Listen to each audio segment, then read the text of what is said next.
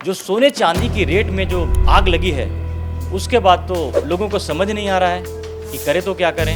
एक आम निवेशक करे तो क्या करे, बहुत बड़ा कन्फ्यूजन है इसको लेकर। लेकिन उनका जो बड़ा अमाउंट है ना, वो भी अभी भी पोर्टफोलियो में फंसा हुआ है, तो वो एक तकलीफ है। और उसने प्रॉपर रिटर्न दिया नहीं। जनरली माना जाता था कि मार्केट का रिटर्न हमेशा गोल्ड से और मेटल से ऊपर ही रहता था। बिल्कुल। शेयर कुछ ऐसी नीतियां आए बजट के दौरान जिनसे कि या तो उनके जो निवेश हैं उनमें कुछ एक हरियाली दिखाई दे।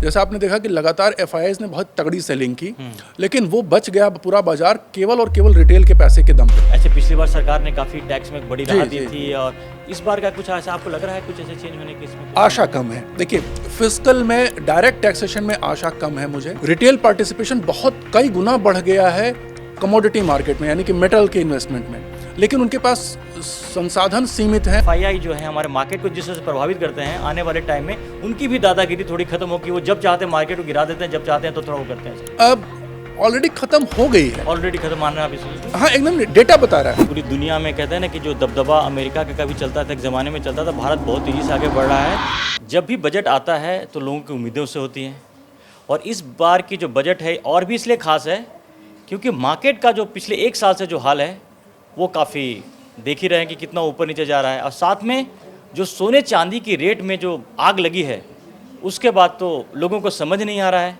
कि करें तो क्या करें। और ये बजट इन सारी चीज़ों पर या मार्केट पर किस तरह का इम्पैक्ट डालेगा, या इस बजट से क्या लोगों को मिलेगा, इन तमाम बातों पर बातचीत करने के लिए हमारे साथ मौजूद हैं मैक्स वेल्थ के फाउंडर और मार्केट एक्सपर्ट अनिल राय जी हैं। हमेशा की तरह पहले भी हमारे साथ बात कर चुके हैं, और आज हम आपकी जो एक आम जनता, जो भारत की आम जनता है, उनके निवेश, उनकी सारी परेशानियां और उनकी जो भी सवाल हैं, आज हम इनके सामने रखेंगे। तो अनिल जी, सबसे पहले तो ये बताइए कि देखिए, हर कोई ये जो झेल रहा है इस बार का जो बजट, इसलिए बजट से खास उम्मीदें भी हैं क्योंकि आपने मार्केट का हाल देखा है, किसी को समझ में नहीं आ रहा है मार्केट कहाँ जा रहा है।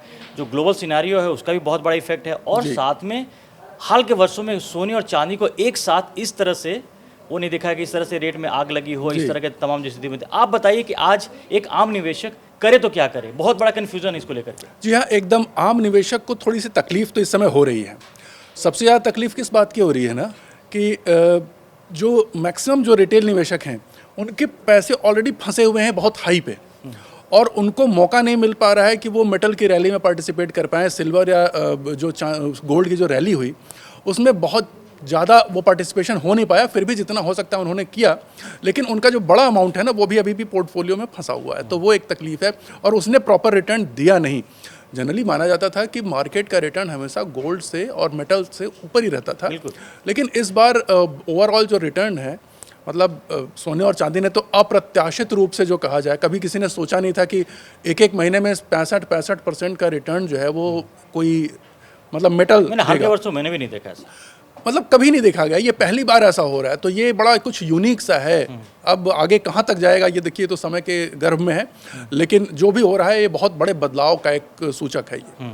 तो कुछ तो बहुत बड़ा परिवर्तन हो रहा है, और इस पर एक आम निवेशक की कम से कम जो धारणा है या उसकी जो तकलीफ है वो ये है कि शेयर कुछ ऐसी नीतियां आएँ बजट के दौरान जिनसे कि या तो उनके जो निवेश हैं उनमें कुछ एक हरियाली दिखाई दे, और साथ में जो उनको कुछ गेन हो तो उसमें भी थोड़ी सी रिलीफ मिले।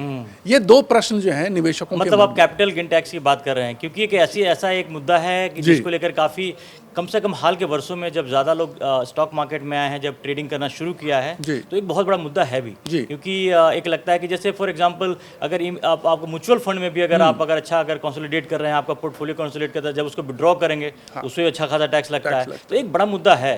तो अब यही तमाम जो सवाल है, यही तो जनता जानना चाहती है, क्यों करे तो क्या करे। देखिए, जनता के हाथ में तो कुछ है नहीं, वो आशा करने के अलावा जनता कुछ कर नहीं सकती। हाँ, सरकार से अपेक्षा ये की जाती है कि जनता के जो मनोवृत्ति है, मनोधारणा है, उनके जो कष्ट हैं उनको वो समझें और उसके हिसाब से कोई एक समाधान निकालें। पिछले 1-1.5 सालों के दौरान जैसा हम देख पा रहे हैं कि जैसा आपने देखा कि लगातार एफआईआईज ने बहुत तगड़ी सेलिंग की, लेकिन वो बच गया पूरा बाजार केवल और केवल रिटेल के पैसे के दम पे, क्योंकि जो म्यूचुअल फंड के पैसे थे, एसआईपी के रूप से जो बार बार जो पैसा रिटेल मनी जो बार बार जाती रही मार्केट में, उससे वो बच गए।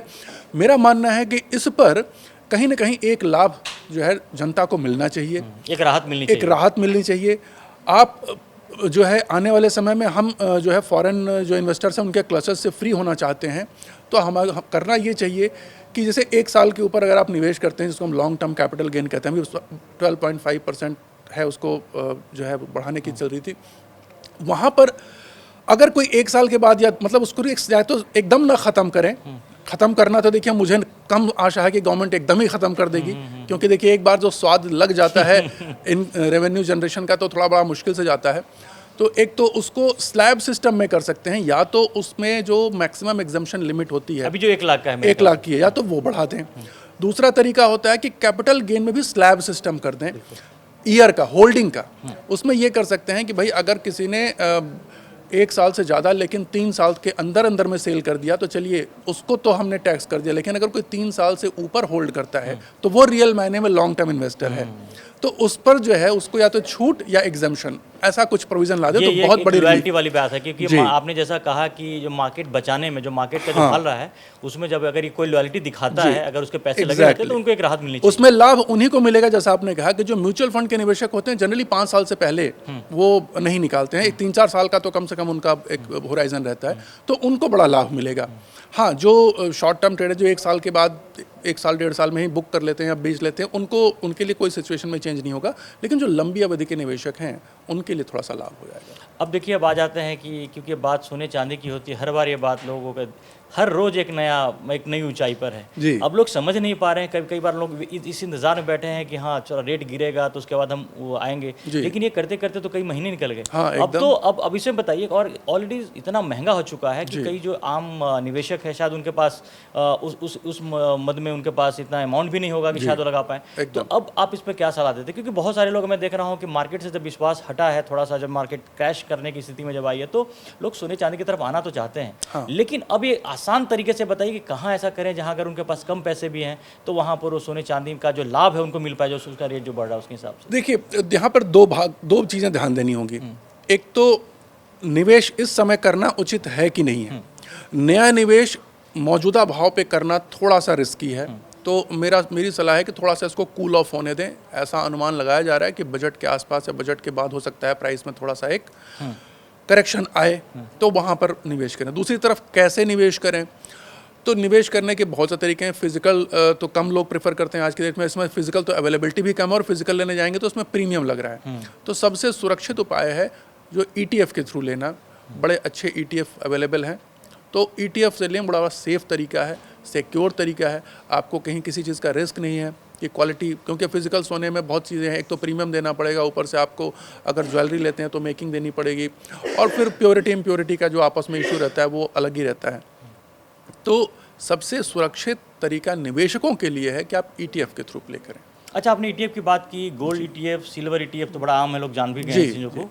लेकिन इसके अलावा अब जो जिस तरह से बातें आ रही हैं, क्या कई बार ऐसा होता है कि जब मार्केट में कोई भी चीज़ काफ़ी हाई पे चला जाता है तो उसके लोग ऑल्टरनेटिव की तरफ जाते हैं एकदम। तो क्या ये सरकार कुछ ऐसा सोच रही है, अगर मेटल की हम बात कर रहे हैं, जैसे आपने पिछले बार भी हमने जब पॉडकास्ट किया था तो आपने कहा था कि लोग को गोल्ड और सिल्वर के अलावा और भी जो मेटल्स उसकी तरफ आने चाहिए, तो क्या ऐसा कुछ संभव है कि ये ETF जो गोल्ड सिल्वर के अलावा भी जो दूसरे मेटल हैं जो जिनके अच्छा भविष्य, ये आपने बहुत बढ़िया प्रश्न कहा, और मैं इस बार आपके चैनल के माध्यम से मैं एक अपील करना चाहूँगा सरकार को और साथ में एक्सचेंजेस को भी, कि अब जिस तरीके से जैसे कोविड के बाद एक बहुत बड़ा रिटेल का एक पार्टिसिपेशन हुआ स्टॉक मार्केट में, वैसे ही अगर आप देखें तो पिछले डेढ़ साल के अंदर में रिटेल पार्टिसिपेशन बहुत कई गुना बढ़ गया है कमोडिटी मार्केट में, यानी कि मेटल के इन्वेस्टमेंट में। लेकिन उनके पास संसाधन सीमित हैं, वो केवल गोल्ड और क्योंकि देखिए रिटेल जो है, रिटेल निवेशक जो है वो MCX के थ्रू ट्रेड नहीं कर सकता। जनरली ट्रेडिंग सबकी होती है, जनरली कमोडिटी और मेटल की ट्रेडिंग जो है वो MCX एक्सचेंज पे होती है, और वो होती है डेरिवेटिव के फॉर्म में, यानी कि फ्यूचर एंड ऑप्शंस के फॉर्म में। तो वो निवेश नहीं है, वो तो ट्रेडिंग है। तो उसमें अगर निवेश करना हो तो उनके पास ETF जो अवेलेबल है वो सिल्वर का हमारे पास अवेलेबल है, गोल्ड का अवेलेबल है, और पूरा मेटल का एक बास्केट अवेलेबल है जिसमें कि आयरन भी है और गोल्ड भी है, सिल्वर भी है, और साथ में नॉन फेरस मेटल भी हैं। तो वो बड़ा कंबाइंड सा है। मेरी एक अपील है आपके चैनल के माध्यम से कि अब जिस तरीके से मैच्योरिटी हमारे यहाँ से बढ़ रही है रिटेल निवेशकों की, तो कॉपर का भी एक ETF होना चाहिए, ऑयल का भी एक ETF होना चाहिए, क्योंकि अब ऑयल में भी बहुत से निवेशक इंटरेस्टेड होंगे, जबकि विदेशों में ऑलरेडी है, एक नहीं कई ETF होते हैं। तो ऑयल का होना चाहिए, गैस का अलग ETF होना चाहिए अपना, और साथ में एल्यूमिनियम, जिंक, तो जितनी इस तरह की धातुएं हैं, क्योंकि 2026 में बता दूं पूरा कमोडिटी और मेटल के नाम रहेगा। अच्छा, आप ये इशारा कर रहे हैं क्योंकि पूरे जो जिस तरह से ग्लोबल मार्केट का सिनारियो है और तेल को लेके जो आगे आग लगने वाली है, जो लड़ाई चल रही है अमेरिका ईरान पर जिस तरह से नज़र है, जो वेनेजुएला को लेकर अमेरिका ने कहा तेल के प्राइसेस भी बढ़ने के चांसेस हैं, तो भी एक ऐसा एरिया है जहां पर निवेश के लिए आगे आने वाले वर्षों में एक अच्छा खासा स्कोप होगा। तो एक कॉपर के साथ, कॉपर तो चूंकि सिल्वर और गोल्ड के बाद में कॉपर की बात आ रही थी, और ये ऑयल का भी बहुत, आपने एक बड़ी ऐसी बात बताई है कि मेरे ख्याल से हमारे देश के फाइनेंस मिनिस्टर तक ये बात पहुंचेगी, और जो नीति निर्धारक हैं हमारे यहाँ देश में, क्योंकि अब जब लोग गोल्ड सिल्वर में अगर उनकी लगता है कि उनकी एक आम आदमी, देखिए कई बार सबके पास उतने पैसे होते नहीं होते। तो एक ऑल्टरनेटिव जैसे ही अगर आएगा तो ये तो बाकी कॉपर के लिए बड़ा अच्छा है, एल्युमिनियम के लिए भी बहुत अच्छा है। इसमें जो जनता का पैसा है ना, वो जाएगा निवेश में। जनता अब केवल स्टॉक मार्केट में ही निवेश नहीं करना, आप उनको ऑप्शन दीजिए, वो जनता वहां भी जाएगी। आपने कमोडिटी में केवल फ्यूचर एंड ऑप्शंस का आपने ऑप्शन दे रखा है, आप उनको निवेश करने का ऑप्शन दीजिए। और रही बात इसकी, तो देखिए एक बड़ी सीधी सी बात है, जिस तरीके से सिल्वर के प्राइसेस बढ़े हैं, आप ट्रेडिशनल चार्ट उठा के देखिए, तो जब भी सिल्वर के प्राइसेस बहुत बढ़ते हैं ना, तो ऑयल उसको फॉलो करता है। लेकिन इस बार बहुत बड़ा मिसमैच खड़ा हो गया है आने वाले समय में, और जिस तरह के जियोपॉलिटिकल सिनेरियो बन रहे हैं, तो आने वाले समय में अगला रन ऑयल का आएगा। ये कोई बहुत बड़ी बात नहीं है, मैं कह सकता हूँ आपके चैनल पे कि आप कुछ दिनों बाद देखेंगे कि ऑयल में एक बहुत ज़बरदस्त रन आता हुआ दिखाई देगा। ये अंदेशा दिख भी रहा है कि जो जियोपॉलिटिकल सिनेरियो जो चल रहा है, उसमें आने वाले रेट में जो तेल के प्राइसेस जो काफ़ी बढ़ेंगे, जिससे मार्केट भी काफ़ी अफेक्ट होगा, डॉलर इफेक्ट होगा, बाकी दुनिया के जितने तमाम स्टॉक मार्केट में इसका जो इम्पैक्ट पड़ेगा, तो इसमें एक बड़ी आपने ऑयल का भी एक ETF जरूर शुरू करवाइए, आप अपने चैनल के माध्यम से अपील करें। और ये बड़ी अच्छी बात कही है, मुझे उम्मीद है कि ये बात पहुँचेगी नीति निर्धारकों के पास में। तो अब ये बताइए कि अब जबकि बजट भी आ गया है, सोने चांदी की हमने बात भी कर ली, स्टॉक मार्केट की बात कर ली, अब अगर बाकी अगर कोई जो सेफ है, जैसे म्यूचुअल फंड और बाकी चीज़ों में, आप ऐसा क्या बताना चाहेंगे कि अभी कोई सपोज अगर मार्केट बहुत वोलाटाइल है, उसमें कोई घुसना नहीं चाहता हो, सोना चांदी का रेट बहुत ज़्यादा है, वहाँ कोई अभी नहीं ले सकने की स्थिति में नहीं हो, तो क्या इसका ऑल्टरनेटिव में ऐसा कुछ है जहाँ पर मार्केट में लोग आ सकते हैं? देखिए, मैं हमेशा कहता हूँ जब भी निवेश करें तो निवेश करते समय आप वैल्यूएशन ज़रूर देखें। अब वैल्यूएशन कहाँ दिख रहा है, और वैल्यूएशन में ये ज़रूर ध्यान रखें कि जिस सेक्टर में आप निवेश कर रहे हैं उस सेक्टर का फ्यूचर कैसा है। तो जो सेक्टर ऑलरेडी बहुत ज़्यादा हॉट हो गए हैं, देखिए कई सालों बाद मेटल और गोल्ड में इस तरीके का रन आया है, तो अब यहाँ पर देखिए ना, फियर ऑफ मिसिंग आउट के चक्कर में जाकर के एकदम टॉप पे ख़रीदना जो है बुद्धिमानी अब नहीं है। अब आप स्टॉक मार्केट में देखें जो ऑलरेडी बहुत गिरा हुआ है नीचे, और वहाँ पर बहुत से शेयर हैं बड़े अच्छे वैल्यूएशन पे अवेलेबल हैं। और जैसा मैंने आप थोड़ी देर पहले कहा कि आप एनर्जी सेक्टर को अब देखना शुरू करिए, तो एनर्जी सेक्टर में बहुत सी PSUs कंपनी अपने ऑल टाइम हाई से आधे रेट पे अवेलेबल हैं, तो वहाँ पर वैल्यूएशन बहुत अट्रैक्टिव है, क्योंकि एनर्जी जो है वो फ्यूचर का बहुत ज़बरदस्त एक डिमांड वाला सेक्टर होने वाला है। तो उसमें आप देखें, और कहीं ना कहीं आपको जब आप देखेंगे, दर्शक भी देखेंगे ना, तो उनको दिखने लगेगा धीरे धीरे कि हाँ, वहाँ पर अब धीरे धीरे जो बड़े प्लेयर हैं वो माल उठाना शुरू कर चुके हैं। तो क्या आपको लगता है कि जो म्यूचुअल फंड कंपनीज हैं, जैसा अगर आप बता रहे हैं, तो मुझे उम्मीद है कि जो म्यूचुअल फंड कंपनी उनकी वहाँ पर नज़र होगी, यानी कि म्यूचुअल फंड का इन्वेस्टमेंट अभी भी सेफ है? एकदम। देखिए, जो बड़े प्लेयर हैं इसको हम स्मार्ट मनी कहते हैं। स्मार्ट मनी दो तरीके की होती है, डोमेस्टिक और फॉरेन। तो जिसको बिग मनी कहते हैं, रिटेल की मनी को तो स्मॉल मनी है, रिटेल मनी बोलते हैं, लेकिन जो बिग मनी है वो दो जगह से आती है। तो फॉरेन तो पिछले कई सालों से वो सेलिंग, मतलब पिछले कई महीनों से लगातार वो सेलिंग ही कर रहे हैं, लगभग 1 साल से ऊपर ही हो गया सेल करते हुए। लेकिन जो बाइंग आ रही है वो पेंशन फंड से आती है, म्यूचुअल फंड से आती है, जो डोमेस्टिक इन्वेस्टिंग फंड है वहाँ से आती है, जो बड़े इन्वेस्टर हैं, इंडिविजुअल बड़े नेटवर्थ वाले, वो उनसे बाइंग आती है। इस तरीके की बैंकों के जो इंश्योरेंस कंपनीज हैं उनसे बाइंग आती है। तो ये सब, इनको DIIs बोलते हैं हम, डोमेस्टिक इंस्टीट्यूशनल इन्वेस्टर्स। तो ये लगातार सही सेक्टरों में ख़रीदते हैं, और जब वो ख़रीदते हैं तो कहते हैं ना, हाथी के जो निशान हैं वो पता चल जाते हैं। तो हम एज अ प्रूडेंट ट्रेडर, हमको बस यही ढूंढना रहता है कि कहाँ से हाथी गुजरा है, बस उसके पीछे पीछे चलना है, तो वहाँ से लाभ मिल जाता है। FII के अगेंस्ट में DII मजबूती के साथ खड़े हैं, और आपके हिसाब से शायद जो मार्केट में जो भी बचा हुआ है वो बहुत बड़े क्रैश को इन्होंने बचाया हुआ है, होल्ड कर रहे हैं, बहुत बड़े क्रैश को बचाया हुआ। और ये DIIs वर्ड बोलना गलत होगा, DIIs को एम्पावर कर रहा है रिटेल। रिटेल की मनी है जो SIP, ये हम आप जैसे लोग हैं ना जो बैठे हुए, जो हर महीने जो आप अपनी SIP जो चाहे मार्केट कितना भी गिर जाए, आप एसआईपी बंद नहीं करते हो, आप लगातार एसआईपी बंद मेंटेन किए हुए हैं, बल्कि कुछ तो लोग तो बढ़ा दे रहे हैं। इस शक्ति ने, इसने पावर किया हुआ है डीआईआईज को, वरना डीआईआईज में खुद की इतनी क्षमता नहीं है। वो रिटेल की पावर है जो उनको मजबूत किए हुए है, और उस शक्ति ने जो मार्केट को संभाला हुआ है। यानी कि जो हमारे प्रधानमंत्री नरेंद्र मोदी आत्मनिर्भरता की बात करते जी, हैं, जी। तो कम से कम इस फील्ड में भी लोगों की ताकत जो है, भारत जी। की ताकत है, वो आत्मनिर्भर बनाए हुए शायद एकदम। इसी वजह से जो दुनिया के जो बड़े बड़े निवेशक हैं, जो जी। विदेशी निवेशक हैं, भारत के मार्केट को बहुत ही ब्राइट देख रहे हैं एकदम। और यहाँ पर इन्वेस्ट करने के लिए तैयार बैठे हैं। जी, एकदम है। और देखिए, जो फॉरेन इन्वेस्टर होता है थोड़ा सा पैनिक होता है, उसकी नज़र कई जगहों पे होती है, तो बहुत बार बात उठती है, मैं आपके दर्शकों के साथ शेयर करूंगा, क्योंकि मेरे कई ऐसे इन म्यूचुअल फंड मैनेजर से बात होती है जो कि इंटरनेशनली इन्वेस्ट करते हैं, तो कई जगह प्लेटफॉर्म पे ये बात उठती है कि इंडियन मार्केट बहुत कॉस्टली है, इसलिए हम इंडिया में निवेश नहीं कर रहे हैं। लेकिन एक बात ध्यान देना होगा कि देखिए, बाज़ार की एक खासियत है, जो भी चीज़ तेज़ी से बढ़ती है ना, ठीक है, जिसमें ग्रोथ की संभावना ज़्यादा होती है, उसकी रेट हमेशा ज़्यादा होती है, ठीक है ना। और जब जो चीज़ एक बार अपर मूव में आ जाती है, तो वो फिर बढ़ती चली है, बढ़ती हुई चीज़ बढ़ती है, गिरती हुई चीज़ गिरती है, ये बाजार का नियम है। अब भारत को जो कह रहा है कि ये भारत देश के मार्केट वैल्यूएशन जो कॉस्टली हो गया है, यहाँ का शेयर बाजार, भारत देश इतने रिस्ट्रिक्शंस के बावजूद, देख रहे हैं कि टैरिफ का इशू है, इतने दुनिया में उथल पुथल हो रही है, उसके बावजूद भी हमारी अर्थव्यवस्था की जो गति है वो मेंटेन है और सबसे तेज है, सबसे तेज है। तो जब कोई चीज़ इतनी अच्छी गति से बढ़ रही है, तो उसका वैल्यूएशन तो ऊपर होना संभव है और लाजमी भी है। जब अर्निंग्स बढ़ जाएंगी तो वो री रेटिंग होकर के वही वैल्यूएशन बढ़े हुए भाव पे भी सस्ता दिखाई देगा।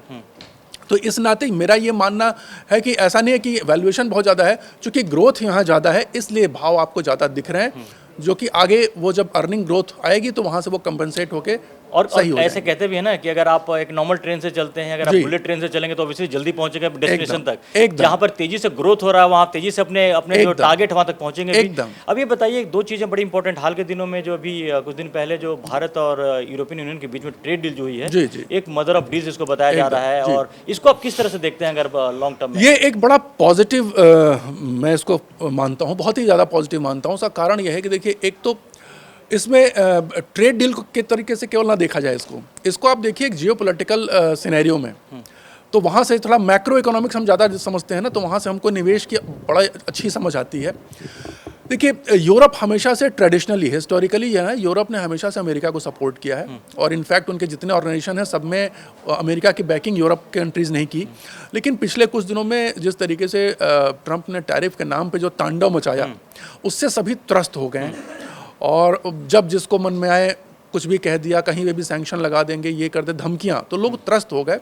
और उन्होंने हिस्टोरिकली जो एक ये एग्रीमेंट किया हमारे यहाँ से ट्रेड के नाम पे, अब उसमें होता क्या है कि यूरोप जो है बहुत, इसके पास भी अच्छा खासा मार्केट है हमारे प्रोडक्शन के लिए, अमेरिका के लगभग जैसा ही मार्केट यहाँ भी है, तो वो पूरा का पूरा मार्केट हमारे लिए खुल गया। प्लस उनको ये समझ में आ गया कि कंसिडरिंग अमेरिका, इंडिया एक मतलब बेटर रिलायबल पार्टनर है। प्लस हमारी नीतियाँ ऐसी हैं कि हम चाइना की तरह से सडन रिस्ट्रिक्शन नहीं लगा देते, हम खुले ओपन हैं, और अगर आपके संबंध, हमारा ये संस्कारों में है कि अगर आपके संबंध हमारे लिए अच्छे हैं तो हम भी आपके लिए अच्छे हैं। ये चीज़ जो है वो अब उनको समझ में आ रही है, और वहाँ से जो डील हुई है उसमें हमारी बहुत सी चीज़ें हैं, स्पेशली जो ऑटो हो गया या बाकी और चीज़ें हैं, जो कंपोनेंट्स जो मोस्टली जो एक्सपोर्ट होते हैं, उनको बहुत बड़ा मार्केट हमें वहाँ मिल जाएगा। पहले होता था कि यूरोपियन मार्केट में जो फैब्रिक वगैरह जो होते हैं, होते हैं उसमें बांग्लादेश का ज़्यादा माल बिकता था। अब यहाँ से बहुत ज़्यादा अपॉर्चुनिटीज़ हमको मिल जाएंगी। इसके बदले में ये है कि वहाँ से जो कुछ चीज़ें आती थी तो उन पे टैक्स कम हो जाएगा, लेकिन उससे वो हमारे डेली कंजम्पशन का कोई बहुत बड़ा हिस्सा नहीं है, ठीक है। हाँ, आर्म्स डील वगैरह वो उनके लिए रास्ता खुल जाएगा। तो आने वाले समय में आप देखेंगे कि हमारे यहाँ के डिफेंस एक्सपोर्ट भी बढ़ते हुए दिखाई देंगे, जो कि ऑलरेडी बढ़ भी रहा है जी, और उसका नतीजा आपको यहाँ के डिफेंस सेक्टर के स्टॉक्स में भी दिखाई देगा। अगर आप ध्यान देंगे तो बजट के आसपास इसमें दिखाई देना शुरू हो भी जाता है, और आगे इसमें ये और अच्छा। आप अनिल जी के संकेतों को समझिएगा, आपके लिए टिप्स दे रहे हैं, अगर इनकी बातों को ध्यान से सुने। आप टिप मत बोलिए, मैं सेबी रजिस्टर्ड हूँ, मेरे लिए कुछ भी बोलना बहुत सावधानी भरा होता है। आप एक इशारा कर रहे हैं कि जो इंडस्ट्री किधर बढ़े उसकी बात कर रहे हैं, लेकिन इसमें एक चीज और कीजिए कि लोगों को एक डर ये भी है कि जो यूरोपियन यूनियन के साथ डील जब हुई है कि वहाँ की जो कारें हैं, जो महंगी कारें हैं, वो सस्ती होंगी, तो क्या इसका इम्पैक्ट हमारे जो घरेलू, हमारे जैसे महिंद्रा, टाटा के जो कारें हैं, उनके उस पर भी असर पड़ेगा क्या? देखिए, मैं ये मानता हूं कि उसको रिस्ट्रिक्टिव तरीके से ना देखा जाए, उसको हम मान के चलें कि बल्कि और ज़्यादा टेक्नोलॉजिकल कोलैबोरेशंस होंगे। देखिए, रिस्ट्रिक्ट करना तो कहीं से उचित नहीं है। डेफिनेटली जब वो आएंगे तो एक अच्छी टेक्नोलॉजी लेके आएंगे और हमारे मार्केट में कंपटीशन बढ़ेगा, प्लस हमारी जो जनता है उसके पास एक बेटर क्वालिटी अवेलेबल होगी उतने ही रुपए में। तो हम जनता के लिहाज से देखें, जनता के लिहाज से ये अच्छा है। हो सकता है कुछ बिजनेस हाउसेस के प्रॉफिट इससे अफेक्ट हों, जिनके पास अभी टारगेट डोमिनेंस है, कोई दूसरा ऑप्शन ही नहीं है। लेकिन कोई से क्वालिटी बेहतर होगी। क्वालिटी बेहतर होगी, उतने पैसे में आप बेटर कार खरीद पाएंगे। तो ये एक बड़ा अच्छा इंप्रूवमेंट आएगा। आप जो जैसे जर्मनी वगैरह जो है, वो यूरोप वैसे भी कारों की टेक्नोलॉजी के मामले में बहुत अच्छा है। फोक्सवैगन ही है जिसका मार्केट इंडिया में ऑलरेडी बहुत बड़ा मार्केट है। तो वो जब आएंगे तो वो अपनी टेक्नोलॉजी लेकर के आएंगे। उससे होगा क्या, जो मैं देख रहा हूँ जनरली ऐसी सिचुएशन आने के बाद जो इंडियन बिजनेसमैन है वो अपने आप को सर्वाइव करने और अपनी चीज़ों को बढ़ाने के लिए कोलैबोरेशन मोड में चले जाते हैं, टेक्नोलॉजी ट्रांसफर मोड में चले जाते हैं कि भाई हम मिल के काम करें। जिसमें ऑलरेडी हमारे यहाँ की जो कंपनियां हैं, कई कंपनियां, लीडिंग कंपनियां, वो ऑलरेडी फॉरेन काउंटर पार्ट के साथ मिल करके काम कर रही हैं। तो वो चीज़ें फिर और इम्प्रूव होंगी। ये इंप्रूव होंगे, मतलब ये फायदे की बात है, इसमें नुकसान एक जो सबसे इंपॉर्टेंट बात है, साथ इससे बहुत सारे निवेशक भी जो है, खासकर जो स्टॉक मार्केट में निवेश जिन्होंने कर रखा है, बहुत बेसब्री से इंतजार कर रहे हैं कि भारत अमेरिका का ट्रेड डील कब फाइनल होगा। आपको क्या लग रहा है? देखिए, इसके बारे में तो कुछ भी बोलना बड़ा मुश्किल है। ट्रम्प लेकिन बार बार इशारा तो कर रहे हैं। अब हमें देखिए, ट्रम्प की बात पर तो भरोसा शायद ट्रम्प भी नहीं करते अब आजकल। ठीक है, वो तो ऐसा है कि मैं खुद भी अपनी बात पे भरोसा नहीं करता। तो उनका थोड़ा उल्टा वाला डायलॉग होगा कि एक बार जो कमिटमेंट मैंने कर दी तो मैं खुद भी नहीं मानता कि मैंने कमिटमेंट की, कुछ ऐसा उनकी धारणा है। कुल मिला के होना तो चाहिए और ये बहुत बड़ा एक इवेंट होगा स्टॉक मार्केट के लिए। लेकिन इसमें बहुत सी मेरे ख्याल से नेगोशिएशंस हैं, जो प्रेशर टैक्टिक्स वो अपने यहाँ से कर रहे हैं और इंडिया उस प्रेशर टैक्टिक्स को काउंटर कर रहा है। इसी वजह से कहीं ना कहीं डिले दिख रहा है। जो सबसे बड़ा एरिया है जिसको इंडिया बहुत हार्शली डिफेंड कर रहा है वो है एग्रीकल्चर, जो कि अमेरिका उसको बहुत बड़े मार्केट के रूप में देख रहा है। और वहाँ की जो एग्रीकल्चर रिलेटेड कंपनियां हैं वो पूरा प्रेशराइज कर रही हैं कि किसी भी तरीके से हमको इंडिया के मार्केट में एंट्री मिल जाए, और इंडियन गवर्नमेंट उसको एकदम साफ साफ मना कर रही है। यही वो चीज़ है जिसकी वजह से कहीं ना कहीं जो डिले हो रहा है। मेरा मानना है कि भले थोड़ा डिले होकर के हो, लेकिन हमारे एग्रीकल्चरल फील्ड में अमेरिकी कंपनियों को घुसने का मौका नहीं मिलना। वो तो मुझे लगता है कि सरकार का रूप बड़ा साफ है, एकदम साफ है, एकदम साफ है। नहीं, लेकिन आप क्या ऐसा मानते हैं कि अगर जो लग रहा है कि हमारा जो मार्केट, जो शेयर मार्केट स्पेशली थोड़ा रुका हुआ है, चाल से चल रहा है, तो ये अमेरिका और भारत का जिस दिन ट्रेड डील हो जाए उसके बाद जो वो अवरोध है वो दूर हो जाएगा? हाँ, एकदम। देखिए, अवरोध एकदम दूर हो जाएगा मैं नहीं कहूँगा, क्योंकि अभी जिस तरीके की, जब तक ट्रंप प्रेसिडेंट हैं तब तक हम ये नहीं कर सकते कि एक डील हो गई तो हमेशा के लिए हम एकदम मतलब everything is good for ever, happy for ever वाला सिचुएशन नहीं दिख रहा। कल को फिर कोई नई पॉलिसी, कल को फिर कोई नया झमेला। अभी तो ऐसा हो रहा है कि मतलब हर दूसरे दिन, हर फ्राइडे कुछ न कुछ एक उनका निकल के आ जा रहा है। ठीक है, और बड़ा रोमांचक बनाए हुए हैं पूरे दुनिया को, T20 मैच बना रहा है। हाँ, एकदम। तो इस नाते मैं नहीं कहूँगा। हाँ, हो क्या रहा है कि हम इस समय पूरे वर्ल्ड में एक पावर प्ले देख रहे हैं जिसमें कि एक पावर ट्रांजिशन हो रहा है। पहले जो डोमिनेंस हुआ करता था, क्लियर डोमिनेंस था कि अमेरिका और वेस्टर्न जो यूरोपियन कंट्रीज हैं उनका क्लियर डोमिनेंस हुआ करता था, और वो जो साउथ एशियन कंट्रीज या एशियन कंट्रीज हैं उनको डोमिनेट करती थी। अब ये पावर प्ले उल्टा पड़ रहा है। अब इंडिया उसमें एक बहुत ही लीडिंग प्लेयर के रूप में उभर रहा है और मतलब कहने दमदार लीडर के रूप में उभर रहा है, जो बात शायद उनको पच नहीं पा रही है। और यही रीज़न है। तो जब थोड़ा ये ट्रांजिशन चलेगा, ये थोड़ा बहुत ये दौर है, चलेगा। लेकिन जहाँ तक मैं देख रहा हूँ 1-1.5 सालों में ही ना वो लोग इसके अभ्यस्त हो जाएंगे, अल्टीमेटली एक्सेप्ट कर लेंगे कि अब वो दिन चले गए। जैसे इंग्लैंड ने एक्सेप्ट कर लिया कि अब वो दिन चले गए कि हम पूरी दुनिया पर राज करते थे। बिल्कुल। वैसे ही अमेरिका भी आने वाले समय में एक्सेप्ट कर लेगा कि अब वो दिन चले गए जब लोग हमको दुनिया की सबसे सेफ और सबसे सुरक्षित इकोनॉमी मानते थे। क्योंकि इसीलिए तो डी-डॉलराइजेशन हो रहा है ना। अब हर देश डॉलर बेच के सोना ले रहा है, इसीलिए क्योंकि उसको अमेरिका के ऊपर भरोसा नहीं रह गया। तो जिस दिन वो इसको एक्सेप्ट कर लेंगे और नई रियलिटी ये होगी कि अब इंडिया और जो चाइना या फिर ये जो देश हैं ये अब नए लीडर के रूप में उभरेंगे और इनकी बोली को माना जाएगा, वजन दिया जाएगा, तो फिर वहाँ से हमारी इकोनॉमी बहुत तेज़ी से ग्रो करेगी। टाइमलाइन जो मैं कहूँगा वो है 28, 29, 30, 2028, 26, 27 जो ईयर है, 2 साल हो सकता है ये थोड़ा सा वोलेटाइल रहे, लेकिन 28, 29 और 30 ये 3 साल आपको Golden year. जबरदस्त स्टॉक मार्केट में मूव दिखाई देगा, पॉजिटिव जबरदस्त। ये बात ध्यान देने वाला, इसको लेकर के तमाम और बहुत सारे भविष्यवक्ता भी इस चीज़ की तरफ इशारा कर रहे हैं और वो दिख रहा है, एक टाइमलाइन की बात है कि बिल्कुल जो कि वैल्यूबल है, क्योंकि अमेरिका पूरी कोशिश कर रहा है कि वो भारत को आगे ना बढ़ने दे, जो भारत जिस तेजी से आगे बढ़ रहा है। लेकिन ये शायद हम उम्मीद ये भी करें कि जिस तरह से अमेरिका की दादागिरी इस तरह से पूरी दुनिया में होता है, एफआईआई जो है हमारे मार्केट को जिस तरह से प्रभावित करते हैं, आने वाले टाइम में उनकी भी दादागिरी थोड़ी खत्म होगी। वो जब चाहते हैं मार्केट को गिरा देते हैं, जब चाहते हैं तो थोड़ा वो करते हैं इसकी। अब ऑलरेडी खत्म हो गई है, ऑलरेडी खत्म मान रहे हैं आप इसको? हाँ एकदम डेटा बता रहा है। देखिए पहले क्या हुआ करता था, पहले हमारे मार्केट में 20% होल्डिंग जो है वो एफआईआईज की हुआ करती थी और 10% के आसपास होल्डिंग जो है वो डीआईआईज की हुआ करती थी। अब मामला उलट गया, अब 20% से ज़्यादा होल्डिंग हो चुकी है डीआईआईज की और 10% के आसपास वो बेचते बेचते आ गए हैं एफआईआईज। तो अब उनका पावर प्ले नहीं चल रहा है। अब वो देखिए, एक समय था कोविड के आसपास जब उन्होंने बेचा था ना, जितनी क्वांटिटी बेची थी उसमें मार्केट कितना क्रैश हो गया था। आपको पता है पिछले कुछ महीनों में उससे वो बहुत ज़्यादा क्वांटिटी ऑलरेडी सेल कर चुके हैं, फिर भी मार्केट अपने ऑल टाइम हाई के पास बना हुआ है। तो वो उनकी दादागिरी अब समझ लीजिए ख़त्म हो गई और आने वाले टाइम में किसी तरीके कोई दादागिरी नहीं रहेगी। फर्क ये हो जाएगा कि जब वो बाय करना शुरू करेंगे तो मार्केट बहुत तेजी से फिर भागेगा, क्योंकि फिर तो कोई बेचने वाला ही नहीं है। बेचने वाला कोई नहीं डीआई तो खरीद ही रहा है। ये पॉइंट टू बी नोटेड, बड़ा इंपॉर्टेंट पॉइंट बताया आपने। अब एक आखिरी सवाल, क्योंकि टैक्स से बहुत सारे लोग ऐसे हैं जो मिडिल क्लास में खास करके ज़्यादा होता है, टैक्स को लेकर बातें होती हैं। ऐसे पिछली बार सरकार ने काफ़ी टैक्स में एक बड़ी राहत दी थी और इस बार का कुछ ऐसा आपको लग रहा है, कुछ ऐसे चेंज होने के इसमें? आशा कम है। देखिए फिस्कल में डायरेक्ट टैक्सेशन में आशा कम है मुझे। डोमेस्टिक कंजम्पशन को बढ़ाने के लिए हो सकता है इनडायरेक्ट टैक्स में कुछ ऐसी चीज़ें कर दी जाएं जिससे कि कंजम्पशन बहुत बढ़े ऑलरेडी। लेकिन जीएसटी में जो जीएसटी 2.2 आया उसमें बहुत से तरीके की छूट दे दी गई, जिसका नतीजा पॉजिटिव पड़ा है। डायरेक्ट टैक्स में, इनकम टैक्स में ऑलरेडी एक बहुत बड़ा अमाउंट पहले दे चुके हैं, तो संभावना इसकी कम दिख रही है कि आपको टैक्स में कोई बहुत बड़ा, छोटे मोटे चेंजेस आ सकते हैं। हो सकता है स्टैंडर्ड डिडक्शन कुछ बढ़ जाए, थोड़ा बहुत 20-25 हज़ार का फर्क आ जाए, इस तरीके के कुछ चेंजेस हो सकते हैं एडजस्टमेंट, जैसे सेंटीमेंट को बरकरार रखने के लिए कि भाई हम आपकी सुन रहे हैं। लेकिन कोई बहुत बड़ा चेंज आएगा इसकी संभावना बहुत कम।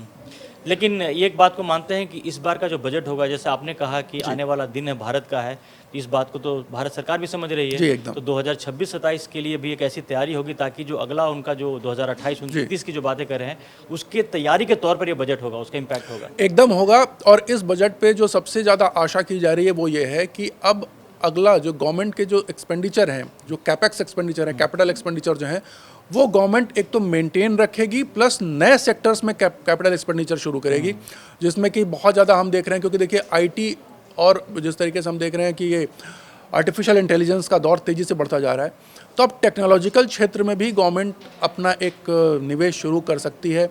डेटा सेंटर्स हो गए या फिर इस तरीके के जो चीज़ें होंगे, डेटा एनालिटिक्स हो गई, वहाँ पर एक बड़ा निवेश सरकार की तरफ से शुरू हो सकता है। क्योंकि अब ये जो कंपटीशन कैपेबिलिटी है, जो आईटी की क्षमता है, वो हमारे गाँव तक पहुँच होनी चाहिए, क्योंकि उससे इकोनॉमी में बहुत बड़ा फ़र्क पड़ रहा है। अब देखिए एक मोबाइल लेकर के गांव का एक लड़का मिलियन फॉलोअर बना करके बहुत अच्छी इनकम क्रिएट कर पा रहा है। तो जो कंटेंट क्रिएशन का जो दौर शुरू हुआ है, इसके लिए टेक्नोलॉजी जो है हर जगह पहुंचनी चाहिए और उससे पता नहीं फ्यूचर में कितने तरीके की एंटरप्रेन्योरियल कैपेबिलिटीज़ और कितने तरीके की और क्रिएटिविटी निकल के आएगी।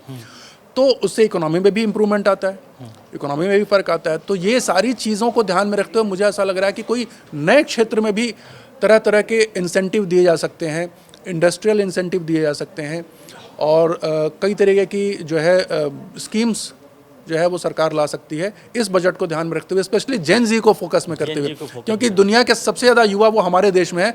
तो मेरे ख्याल से जो मैं पिछली बार भी एक उसमें कहा कि ये बजट जो है वो युवाओं के लिए होना चाहिए और मेरे ख्याल से होगा भी। तो अनिल जी ये कह रहे हैं कि ये बजट युवाओं का होगा और फ्यूचर के लिए बजट होगा, क्योंकि आने वाले टाइम में भारत के लिए बड़ा अच्छा मौका है। पूरी दुनिया में कहते हैं ना कि जो दबदबा अमेरिका का कभी चलता था, एक ज़माने में चलता था, भारत बहुत तेज़ी से आगे बढ़ रहा है। और जो आपको निवेश से रिलेटेड जितने तमाम बातें बताई, इन्होंने काफ़ी कुछ आपको दी हैं। इन्होंने अब उम्मीद है कि आपको इससे काफ़ी फ़ायदा मिलेगा।